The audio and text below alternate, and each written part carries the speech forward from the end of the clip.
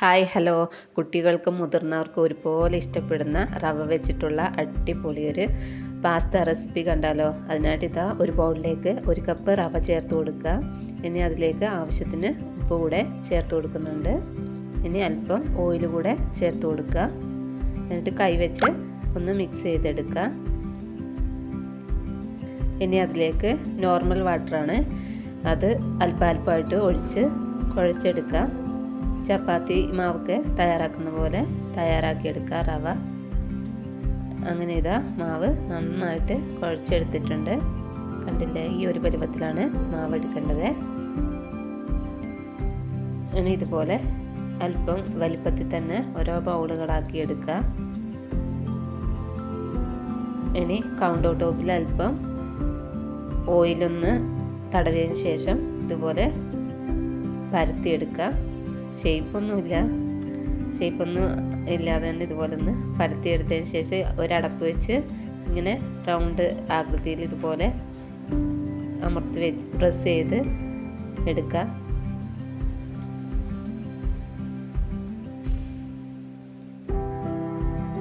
ഇനി മറ്റേ മക്രോണിയുടെ ഒക്കെ ആകൃതിയിൽ ഇതുപോലെ നടുക്ക് പ്രസ് ചെയ്ത് ഇതുപോലെ ഷേപ്പാക്കി എടുക്കുക.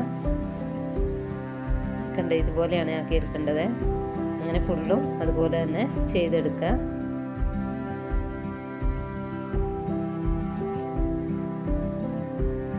അല്പം മെനക്കേട് പിടിച്ച പണിയാണെങ്കിലും കഴിക്കാൻ നല്ല ടേസ്റ്റാണ്. ഇങ്ങനെ ആക്കിയാൽ കുട്ടികൾക്കൊക്കെ എളുപ്പത്തിൽ ഇങ്ങനെ തയ്യാറാക്കി കൊടുക്കാം 4 മണിക്കൊക്കെ.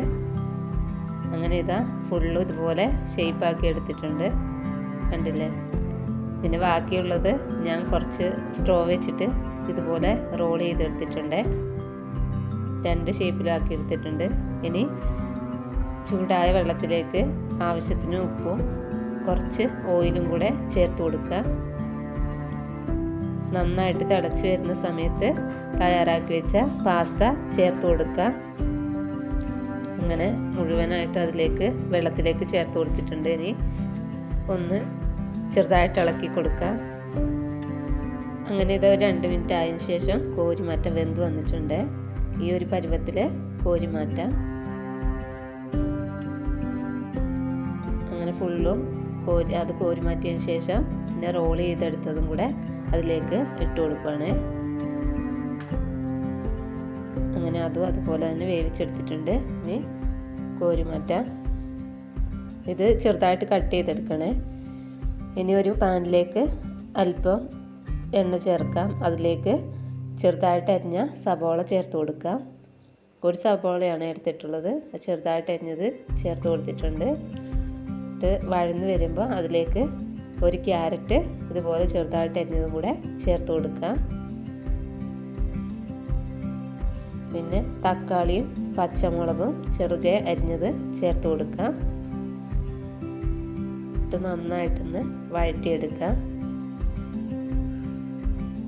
അങ്ങനെ വെജിറ്റബിൾ എല്ലാം വഴന്ന് വരുന്ന സമയത്ത് അതിലേക്ക് പൊടികൾ ചേർത്ത് കൊടുക്കുക. ഇഞ്ചിയും വെളുത്തുള്ളിയും ചേർത്ത് കൊടുക്കണേ, പറയാൻ വിട്ടുപോയി. ഇനി അതിലേക്ക് 1/4 ടീസ്പൂൺ മഞ്ഞൾപ്പൊടിയും 1/4 ടീസ്പൂൺ മുളക് പൊടി, കാശ്മീരി മുളക് പൊടിയാണ്. പിന്നെ അല്പം ഗരം മസാല കൂടെ ചേർത്ത് കൊടുക്കുക.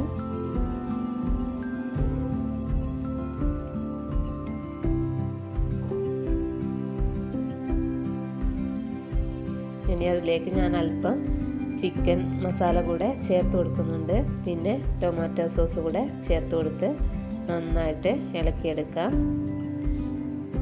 അങ്ങനെ മസാല റെഡി ആയിട്ടുണ്ട്. ഇനി അതിലേക്ക് നേരത്തെ തയ്യാറാക്കി വെച്ച പാസ്ത ചേർത്ത് കൊടുക്കാം.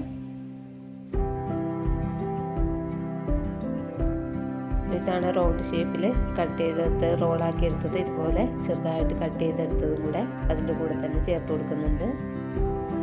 നന്നായിട്ട് മിക്സ് ചെയ്തെടുക്കുക. പൊടിഞ്ഞൊന്നും പോകുന്നൊന്നുമില്ല, അടിപൊളിയാണ്. നേരത്തെ ഒരു വീഡിയോയിൽ ഞാൻ ഗോതമ്പ് പൊടി വെച്ച് ഇതുപോലെ ചെയ്തത് ഇട്ടിട്ടുണ്ടായിരുന്നു വീഡിയോ. അങ്ങനെ ഇതാ പാസ്തയൊക്കെ നല്ല മസാലയൊക്കെ പിടിച്ച് സെറ്റായി വന്നിട്ടുണ്ട്. അതിലേക്ക് അല്പം മല്ലിയില കൂടെ ചേർത്ത് കൊടുക്കുന്നുണ്ട്. അങ്ങനെ ഇത് അടിപൊളിയായിട്ടുള്ള പാസ്ത റെഡി ആയിട്ടുണ്ട്. കഴിക്കാൻ അടിപൊളിയാണ്. 4 മണിക്കൊക്കെ എളുപ്പത്തിൽ കുട്ടികൾക്ക് തയ്യാറാക്കി കൊടുക്കുക. അപ്പോൾ ഇന്നത്തെ റെസിപ്പി ഇഷ്ടമായ എൻ്റെ ചാനൽ സപ്പോർട്ട് ചെയ്യാൻ മറക്കല്ലേ. Thanks for watching.